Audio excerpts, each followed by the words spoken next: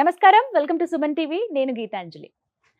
August 4వ తారీఖున అమావాస్య, అందులోనూ ఆదివారం అమావాస్య రావటం, ప్రత్యేకించి పుష్యమి నక్షత్రంతో రావటం వల్ల పుష్యార్క యోగం ఉంది అని చెబుతున్నారు.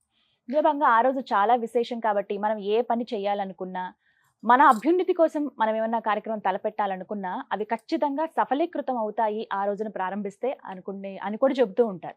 ఇలా భాగంగా నాకు అనిపించింది, ఏమైనా చిన్న చిన్న పరిహారాలు, అది కూడా మనందరికీ అందుబాటులో మనం చేసుకోగలిగే విధంగా, మనము మన కుటుంబం మన చుట్టుపక్కల అంతా కూడా సుభిక్షంగా సంతోషంగా ఉండే విధంగా ఉండేవి ఏమైనా పరిహారాలు ఉన్నాయా అని చెప్పి ప్రముఖ జ్యోతిషులు బ్రహ్మశ్రీ నందిబట్ల శ్రీహరి శర్మ గారిని అడిగితే చాలా మంచి పరిహారాలు ఉన్నాయి, మీ అందరూ చేసుకునేవి, మీ అందరూ సంతోషంగా ఉండగలిగేవి అన్నారు. ఇక ఆ మాత్రం చెప్తే ఖచ్చితంగా మీ అందరికి కూడా నేను ఇన్ఫర్మేషన్ అందిస్తాను కదా. అందుకే గురువు గారిని ఆహ్వానించాం, వారితో మాట్లాడి వివరాలు తెలుసుకుందాం. గురుగారు నమస్కారం అండి. వాగర్థావివ సంపృక్తౌ వాగర్థ ప్రతిపత్తయే జగతః పితరౌ వందే పార్వతీ పరమేశ్వరౌ. సదాశివ సమారంభాం శంకరాచార్య మధ్యమాం అస్మదాచార్య పర్యంతం వందే గురు పరంపరాం. ఆదిత్యాయ చ సోమాయ మంగళాయ బుధాయ చ గురు శుక్ర శనిభ్యశ్చ రాహవే కేతవే నమః. శృంగేరి పీఠాధిపతులకి, కంచి పీఠాధిపతులకి నమస్కారములు తెలియజేసుకుంటూ కార్యక్రమాన్ని ప్రారంభిద్దాం. గురువుగారు, ఆదివారం ప్రత్యేకించి అమావాస్య రావటము, పుష్యార్క యోగం ఆ రోజు ఉండడం, పుష్యమి నక్షత్రం వల్ల విశేషమైన రోజు.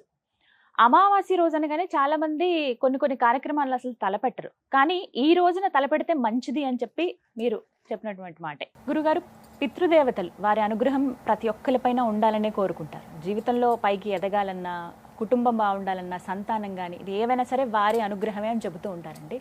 ప్రత్యేకంగా వారి అనుగ్రహం పొందాలంటే ఈ అమావాస్య రోజున ఏమైనా విశేషంగా పరిహారాలు ఏమైనా చేసుకోవాల్సి ఉంటుందా? అవి ఏమిటి తెలియచేయండి. చాలా ప్రత్యేకమైనటువంటి రోజు ఆగస్టు 4వ తారీఖు అమ్మ. ఎందుకంటే ఆదివారము అమావాస్య పుష్యమి నక్షత్రం కలిసినటువంటి రోజు. అయితే మనకు మాత్రం అమావాస్య చాలా దుర్దినము. ఆ రోజు ఏ పని చేయము, దూరం అమ్ము అమావాస్య అని అనేస్తాము, ప్రయాణం కూడా మానేస్తాము.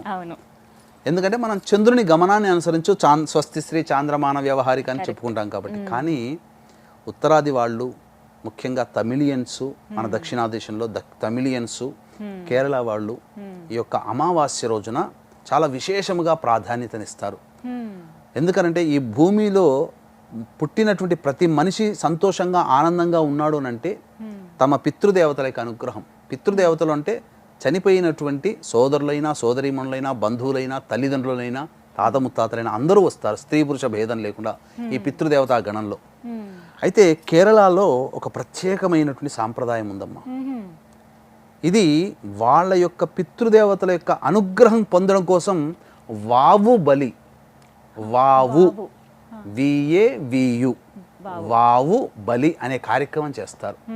అంటే ఏం చేస్తారంటే ఆ రోజునంతా కూడా చాలా సంతోషముగా తమ ఇంట్లో గతించినటువంటి వారి యొక్క చిత్రపటాలకి చక్కగా అలంకారము, బొట్లు పెట్టి, పూలమాల వేసి, అక్కడ దీపారాధన చేసి, అలాగే ధూపము అగరబత్తి వెలిగించిన తర్వాత ఆ యొక్క పితృదేవతలకి నమస్కారం చేసుకొని నదీ తీరము దగ్గరికి కానీ, సముద్ర తీరం దగ్గరికి కానీ వెళ్ళి అక్కడ తిలలతో తర్పణము చేసి పిండ ప్రదానము జరిపించి బ్రాహ్మడికి స్వయంపాక దానమిచ్చి వస్తారు.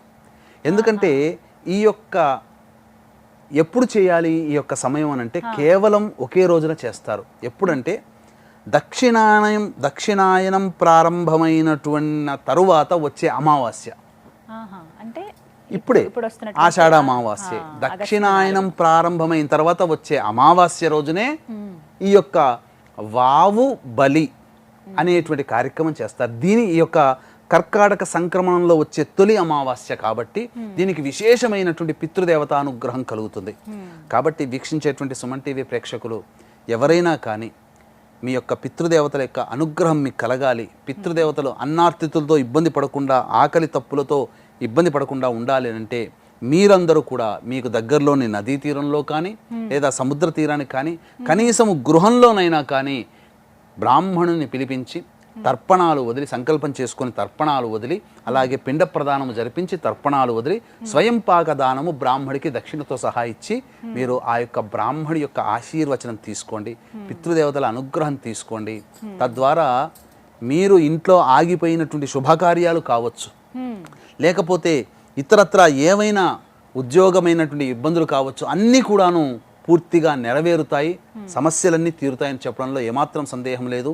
ఇటువంటి ఆదివారం అమావాస్య పుష్యమి నక్షత్రం కలిసి వచ్చినటువంటి అలభ్య పుణ్యతిథి మళ్ళీ ఈ సంవత్సరంలో అటువంటి రోజు లేదు కాబట్టి దీన్ని దృష్టిలో పెట్టుకునే మా పీఠం ఆధ్వర్యంలో గత జన్మ కర్మదోష నివారణకి కర్మదోష నివారణ హోమాలు, తెలిసి తెలియక ఇతరులని బాధ పెట్టడం వల్ల వచ్చేటువంటి శాపాల వలన దోష నివారణకి శాప నివృత్తి హోమాలతో పాటు వృషభ మిథున కర్కాటక సింహతుల వృశ్చిక మకర కుంభమీన రాశుల్లో జన్మించిన వారికి శనిదోష నివారణ హోమాలతో పాటు విద్య వివాహ ఉద్యోగ దాంపత్య అనారోగ్య సమస్యల నివారణకి 18 రకాల హోమాలు కేవలం 1500 రూపాయలకి చేయించడం జరుగుతుంది. అలాగే సంవత్సరం అంతా ఒక్కొక్క క్షేత్రంలో చేయించే కార్యక్రమంలో ప్రతి నెల చేయిస్తుంటాం. కుటుంబ సభ్యుల గోతనామాలు కూడా మీరు నమోదు చేసుకోవచ్చు. అవకాశం ఉన్న వాళ్ళు కార్యక్రమ తదనంతరం కాంటాక్ట్ చేసి పూర్తి వివరాలు తెలుసుకోండి. గురుగారు, సాధారణంగా మనం చూస్తూ ఉంటాం అమావాస్య రోజున గుమ్మడికాయను మారుస్తూ ఉంటారు. ఇంటి ముందు కట్టింది కావచ్చు, వ్యాపార స్థలాల్లో పెట్టింది కానీ ఎక్కడైనా సరే. అంటే ఇప్పుడు వచ్చేటువంటి చాలా పుణ్యమైన రోజు అని చెప్తున్నారు. ఎంతో విశేషత ఉంది ఈ రోజుకి. ఆదివారం వచ్చింది, అమావాస్య పుష్యమి నక్షత్రంతో కూడుకున్నది కాబట్టి ఆ రోజున మార్చుకోవచ్చా గుమ్మడికాయ? ఒకవేళ మార్చుకుంటే సమయం అంటూ ప్రత్యేకంగా ఏమన్నా ఉందా?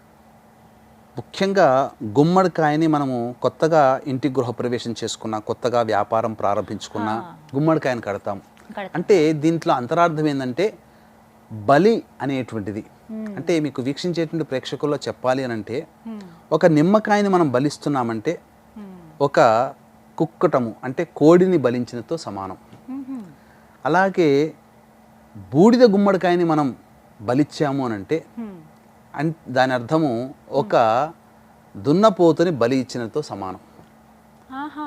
ఇది శాస్త్రంలో ఉంది, కూష్మాండము. కాబట్టి ఇదేంటనంటే అందుకనే పూర్వకాలంలో వడియాలు అనేటువంటివి పెట్టుకునేవాళ్ళు. ఎందుకు వడియాలు తినేవాళ్ళు? గుమ్మడికాయ వడియాలు అంటే శరీరంలో నకారాత్మకం ఏదైతే ఉంటుందో అవి పూర్తిగా తొలగిస్తుందని. అందుకని ఈ సంబంధించినటువంటి గుమ్మడికాయ వడియాలు ఆ కాలం రాగానే చక్కగా పెట్టుకొని ఆ సమయంలో తినేవాళ్ళు. ఒంట్లో ఉష్ణం కూడా చేస్తుందని చెప్పి. అంతేకాకుండా సైన్స్ పరంగా చూస్తే గుమ్మడికాయ జ్యూస్ కూడా చాలామంది వాడతారు. ప్రతిరోజు కూడా తీసుకుంటే కనుక ఆరోగ్యం చేకూరుతుందని చెప్పి.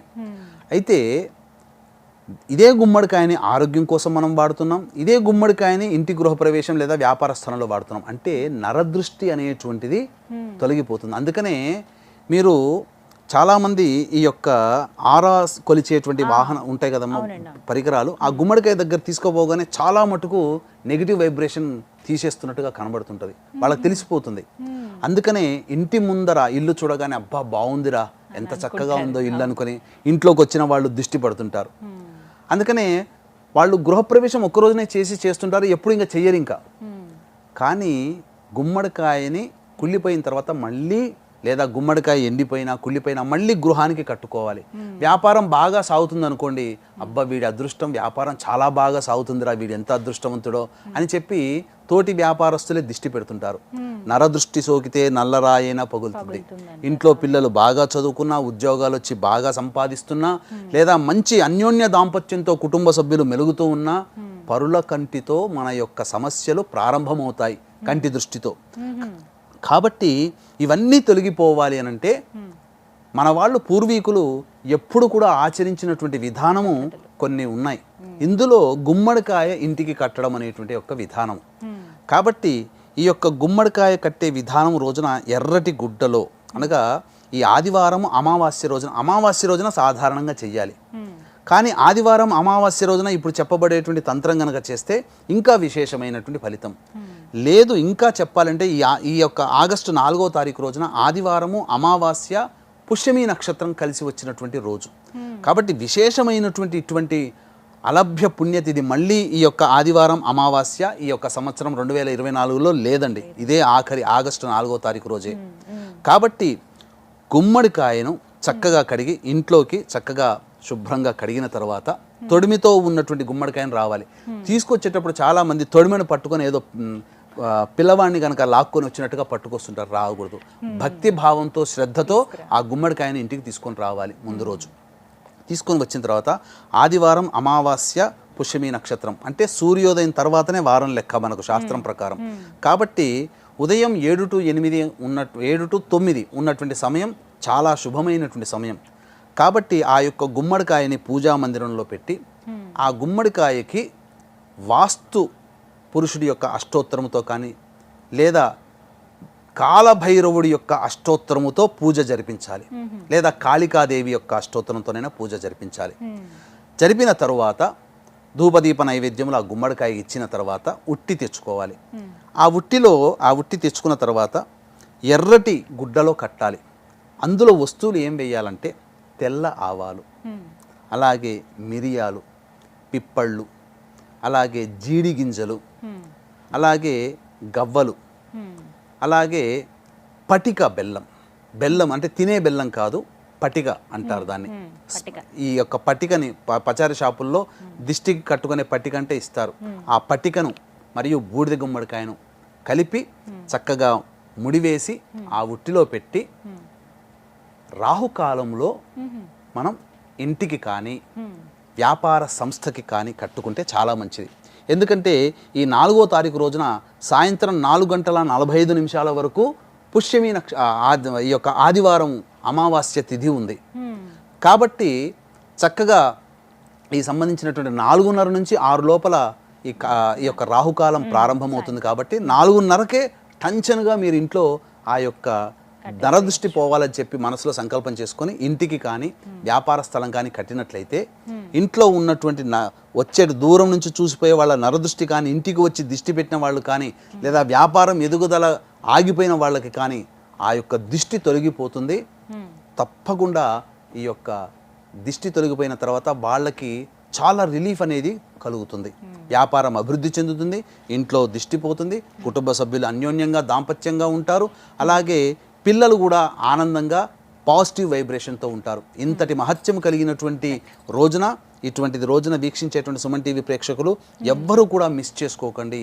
ఇంతటి మహత్యం కలిగింది కాబట్టే ఈ యొక్క ఆగస్టు 4వ తారీఖు రోజున ఆదివారం అమావాస్య పుష్యమి నక్షత్రం కలిసి వచ్చినటువంటి రోజున గత జన్మ కర్మదోష నివారణకి కర్మదోష నివారణ హోమాలు, ఇతరులను తెలిసి తెలియక పీడించబడడం వల్ల వచ్చినటువంటి శాపాల వలన శాప నివృత్తి హోమాలతో పాటు వృషభ బిందున కర్కాటక సింహతుల వృశ్చిక మకర కుంభమీన రాశిలో జన్మించిన వారికి శనిదోష నివారణ హోమాలతో పాటు ఇక విద్య, ఉద్యోగ, దాంపత్య, అనారోగ్య, వివాహ సమస్యల నివారణకి 18 రకాల హోమాదులు కేవలం 1500 రూపాయల రుసుముతో చేయించడం జరుగుతుంది.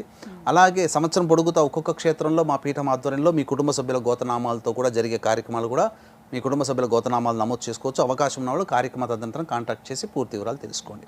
చాలా చక్కగా వివరించారు గురువుగారు. మంచి పరిహారాలు అందరూ చేసుకోదగ్గవే. పితృదేవతల అనుగ్రహం కావచ్చు, అలాగే గుమ్మడికాయ మార్చుకోవడం కానీ నర దృష్టి పోవడానికి చాలా చక్కగా వివరించారు. ధన్యవాదాలండి. సర్వం శ్రీ ఉమామహేశ్వర పరబ్రహ్మార్పణమస్తు.